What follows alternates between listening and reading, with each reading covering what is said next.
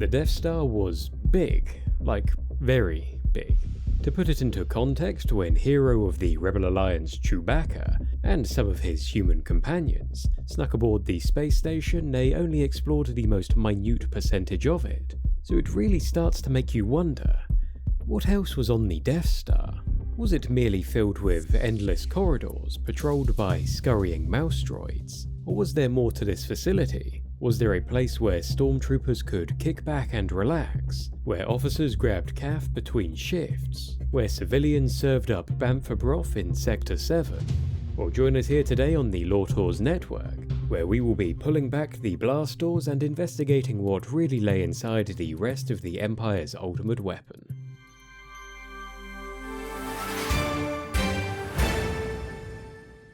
The first Death Star measured in at around 160 kilometers or 99 miles in diameter. That means you could fit 3.5 citadels from the Mass Effect universe side by side across the face of the Death Star. So during the Rebels' little escapade around a few corridors, some control rooms, a hangar, a tractor beam shaft, and of course a trash compactor, they likely only visited a fraction of 1% of the space station. Essentially, it's the equivalent of parking up at a police precinct in Manhattan and diving in its dumpster and claiming you've seen New York. With all of that in mind, what else actually filled up the remaining over 99% of this space station? Well, not a lot really. The bulk of the Death Star wasn't filled with any actual rooms or corridors. Instead, the majority of the station's interior was filled with gargantuan machinery on a scale required to operate a small moon-sized superweapon capable of destroying entire planets. The largest of this machinery was the giant central power column, anchored by a hypermatter annihilation reactor at its core. This reactor and its power nodes, processing networks, shielding, and various other supporting systems took up the vast majority of the station's interior, generating a power output equivalent to the energy of several stars. Branching out from the station's core was the Death Star's iconic superlaser. The weapon's giant components reached out diagonally to the station's edge, where energy from 8 separate beam shafts converged, forming one powerful beam of energy. To the surprise of many, the Death Star was also capable of freely moving through both local and hyperspace. However, given the station's size, it should come as no surprise that much of the Death Star's interior was also made up of reactors and engines. A Class 4 hyperdrive occupied a large area beneath the superlaser, while colossal ion drive reactors powered the array of 123 sublight engines lining the equatorial trench that separated the station's northern and southern hemispheres. Other large pieces of equipment that occupied the station's interior included atmosphere processing units, a navigational supercomputer, and a tractor beam generator. Surrounding the Death Star's internal machinery were not rooms, but instead great cavernous voids and endless layers of air ducts, designed to assist with gravity distribution, thermal regulation, and venting of the reactor to ensure the facility wasn't blown sky high. How ironic. But wrapped all around that machinery and empty space was where the real action happened. The outer several kilometers of the station formed a kind of habitable crust, the only part where people actually lived and worked.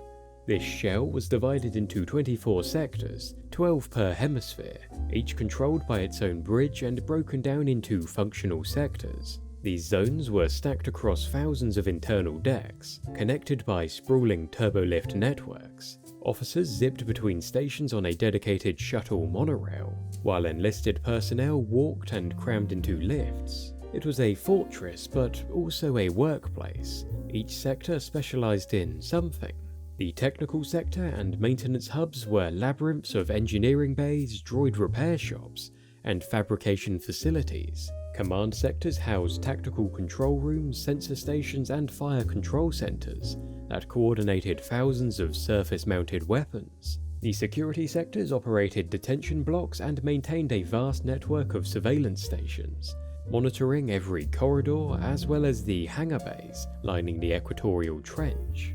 At the top of the superlaser's dish sat the Northern Polar Command, including the superlaser control room, the overbridge, and the station's most secure areas, like the Emperor's quarters and Tarkin's conference chamber. It's in this crust, clinging to the edges of this planet killer, that over 1 million Imperial personnel carried out their daily routines, and all of them needed a place to live, eat, and unwind. The solution to this came in the form of Death Star City. Located in the station's southern hemisphere, this massive stretch of personnel housing spanned hundreds of square kilometers. Here, enlisted members and civilian contractors lived in small uniform apartments, stacked inside towering housing blocks. Each block came with a central atrium, so off-duty personnel could stretch their legs or just pretend they weren't on a giant steel tomb. But the Death Star wasn't built for weekend deployments. Service here was long-term, and the Empire knew morale needed maintaining, so they added creature comforts that most Imperial postings never got. Parks and green spaces, shopping centres and markets, cantinas with top-of-the-line bartender droids, even arcades, theatres and zero-gravity sports halls. It was all designed to make life aboard the galaxy's most horrifying weapon comfortable. Independent citizens were even allowed to set up businesses, so long as they offered value to the crew. One such business may have been a little retail outlet run by a civilian named Glup Shito. Glup wasn't a soldier, he didn't fire the superlaser, he didn't interrogate prisoners or man a turret. He just ran a small novelty store in Death Star City's lower market district, selling overpriced graphic tees, thermal mugs, and cheeky "My Other Ride is a Star Destroyer" merch. He paid his contract fees, kept his shop clean, maybe even served calf to stormtroopers on their break, and then he, like thousands of others, was vaporized. Not a villain, not a hero, just a guy working retail in space. Glup Shito was just one life among thousands. When the rebels destroyed the Death Star, they undoubtedly saved countless future lives, worlds that might have been reduced to rubble, families that never even knew they were next. But they also killed every mechanic fixing a broken lift, every kitchen porter mopping up ration slop on a night shift. Yes, the Empire was evil, there's no question about that. But the Death Star wasn't just a weapon, it was also a workplace, a cafeteria, a barracks, a city, a place people called home, even if it was built by tyrants. So the question is, was it justice or just the price of rebellion? You decide. Thank you for joining us here today for this programming from the Lortors Network. We look forward to you tuning in again soon.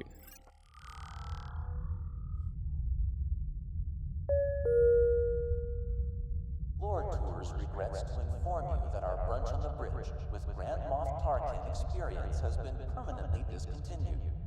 We apologize for any inconvenience.